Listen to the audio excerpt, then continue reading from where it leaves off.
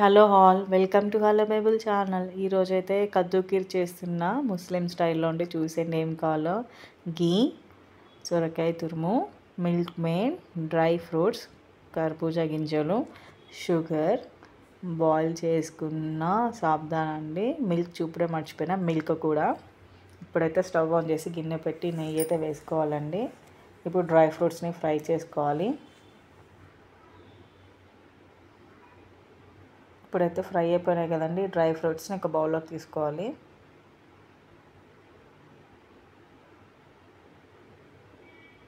Next అయితే ఇంకా మనం తురుముకున్న సొరకాయని ఒకటైతే మీడియం సైజ్ సొరకాయ తీసుకొని తురుముకున్నా అండి నేనైతే. దాన్ని ఇప్పుడు గీలో అయితే వేస్తున్నాను. 5 minutes అయితే సిమ్లో మంచిగా దాన్ని ఫ్రై అవ్వనివ్వాలి. ఇప్పుడైతే అయిపోయింది కదండి ఫ్రై. ఇప్పుడు అయితే వాటర్ యాడ్ చేసుకుంటున్నాను. అలాగే ఇలాచి కూడా వేస్తున్నాను. డైరెక్ట్ పాలు పోస్తే ఏమవుతుందంటే పాలు విరిగే ఛాన్సెస్ ఉంటాయి కదా, సో అందుకే ఫస్ట్ అయితే వాటర్ వేసి మంచిగా సొరకాయ ఉడికేదాకా 5 minutes ఉంచుకుంటే బాగుంటుంది.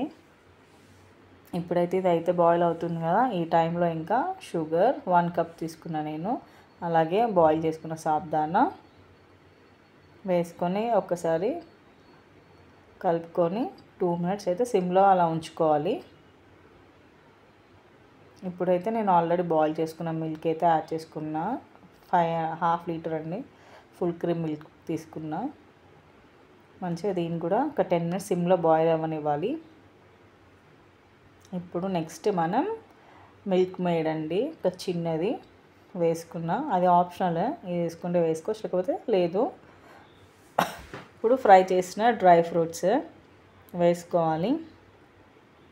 అయిపోయిందండి డిష్ మాత్రము.